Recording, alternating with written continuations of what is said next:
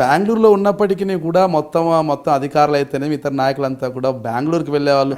అసలు సెక్రటరియట్లో తీసుకుంటే సీఎం పేషలో తీసుకుంటే రాజశేఖర రెడ్డి గారి ఆఫీస్ ముందర ఒక 10 జతల చెప్పులు ఉంటే బెంగళూరులో జగన్మోహన్ రెడ్డి గారి ఇంటికి ఆడ 100 జతల చెప్పులు ఉండేటివి, అందరూ కూడా ఆడే వెళ్ళేవారు అనేది అంటుంటారు అనమాట. అంటే ఆయన పులివెందుల కాన్స్టిట్యున్సీ వరకు పులివెందులకు సంబంధించిన వాళ్ళు మాత్రమే ఆయనకు తెలిసిన వాళ్ళు పోతున్నారు తప్ప ఒక ఐఏఎస్ ఆఫీసర్కు ఫోన్ చేసినాడు అని నిరూపించగలిగితే నేను కాదు కదా ఎవరైనా రిజైన్ చేసే కార్యక్రమం చేస్తాం. అప్పుడు ఆ టైంలో ఒక్క ఐఏఎస్ ఆఫీసర్కు ఎవరికైనా కానీ మొత్తం మీద తీసుకుంటే మీ మనస్తత్వానికి కానీ ఇతర విషయాల్లో కానీ రాజశేఖర రెడ్డి గారు మీ బావగారు ఎప్పుడైనా మీ మీద కోపడ్డం కానీ అరసడం కానీ కేకలు వేయడం కానీ ఏమైనా జరిగిందంటారా? నథింగ్ అండి. ఎటువంటి విషయంలో కూడా ఎప్పుడు కూడా రాజశేఖర రెడ్డి గారు చేసే వ్యక్తి కూడా కాదన్న. రవీంద్ర అలా ఎందుకు చేసావు ఇలా ఎందుకు చేసావు ఏది కూడా ఇప్పుడు నథింగ్ అట్లా ఎప్పుడు చేసేవాడు కాదు.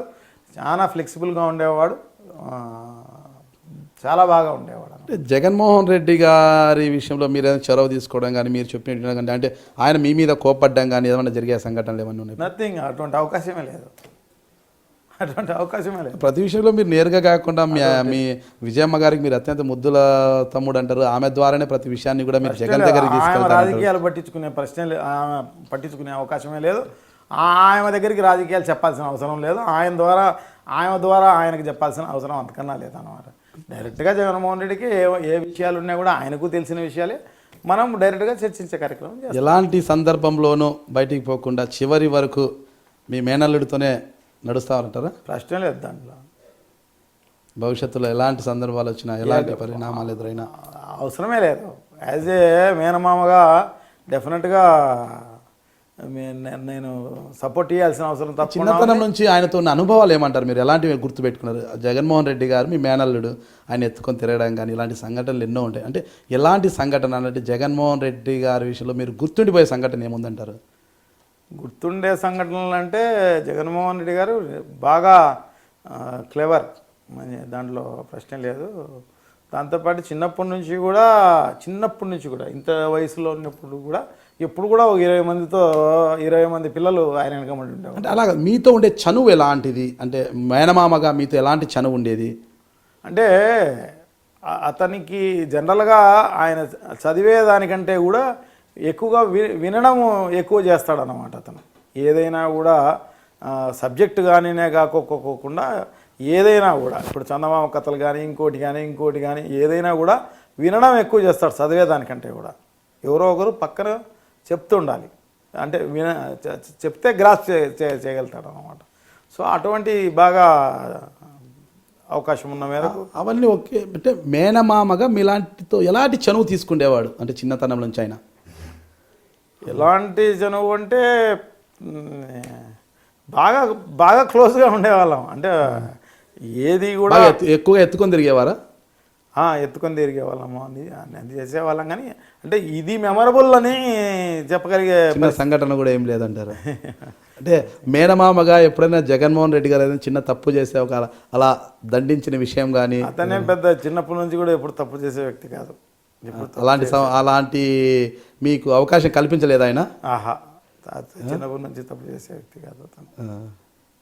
ఎప్పుడు వెన్ను తట్టే ఇదే అనమాట మీరైతే జగన్మోహన్ రెడ్డి గారిని ఇప్పుడు అవకాశం మీకు లేదు మేనమామగా? ఎప్పుడు సపోర్ట్ అంతే. ఇంతటి అభిమానం ఉన్న మేనమామకు వైసీపీ గవర్నమెంట్ రాష్ట్రంలో ప్రభుత్వం వస్తే మంత్రి హోదా ఇచ్చే అవకాశం ఉందంటారా? ఎందుకంటే ఆయన నా మేనల్లుడే ముఖ్యమంత్రిగా ఉన్నప్పుడు నేను మళ్ళీ మంత్రి కావాల్సిన రెండో ముఖ్యమంత్రి మీరేనంటారా? మంత్రిగా అన్ని రకాలుగా రాష్ట్రంలో చంద్రబాబు నాయుడు ముఖ్యమంత్రి అయితే ఆయన బావమరిది ఆయన వియ్యంకుడైన బాలకృష్ణ రెండో ముఖ్యమంత్రిగా ఎలా ఉంటారో మీరు కూడా రాష్ట్రంలో జగన్మోహన్ రెడ్డి గారు ముఖ్యమంత్రి అయితే ఆయన మేనమామ గారైనా మీరు రెండో ముఖ్యమంత్రిగా ఉంటారా? అట్లా కాదు. కానీ మనకు కావాల్సింది ఏంది? మన కాన్స్టిట్యున్సీకి సంబంధించి ప్రజల బాగులు, మన కాన్స్టిట్యున్సీ డెవలప్మెంట్ జనరల్గా అవసరం ఉంటుంది. ఆ మాత్రం మనం దానికి మంత్రి పదవులు ఇంకోటి ఏం అవసరం లేదు. జగన్మోహన్ రెడ్డిని అడిగి మా కాన్స్టిట్యున్సీకి ఒక 500 కోట్లు ఏంటంటే సంవత్సరానికి 100 కోట్ల ప్రకారం ఇచ్చే కార్యక్రమం జరుగుతుంది. 2014 ఎలక్షన్లో కడప జిల్లాతో స్వీప్ చేస్తారనుకుంటే రాజంపేట మాత్రం మీరు కోల్పోవడం జరిగింది. దాని వెనుక ఉన్న నేపథ్యం ఏమంటారు? ఎందుకు అలా జరిగింది? అదేం కాదు కానీ అప్పుడు పురంధరేశ్వరి గారు నిలబడినారు కాబట్టి ఆ సామాజిక వర్గం కొంచెం ఎక్కువగా రాజంపేటలో పనిచేయడం జరిగింది. సో దానివల్ల అంటే మల్లికార్జున బలిజ సామాజిక వర్గం కదా, ఆ సామాజిక వర్గం మల్లికార్జున రెడ్డి అని ఆయన రెడ్డి బలిజ కాదు. అంటే అక్కడ ఓటమి అంటే మీకున్న చరిష్మాతో జగన్ గారికి రాజశేఖర్ ఉన్న చరిష్మాతో అక్కడ ఎందుకు గెలవలేకపోయారు? అంటే దాంట్లో ఏమవుతుందంటే ఈ 17 మంది ఎవరైతే రిజైన్ చేసి మళ్ళీ గెలిచినారో దాంట్లో మ్యాక్సిమం కోల్పోవడం జరిగింది. దాంట్లో భాగంగానే అది కూడా కోల్పోవడం జరిగింది. అంత తప్ప నుంచి ఇంకో రకమైన అదంటే ఓవర్ కాన్ఫిడెన్స్.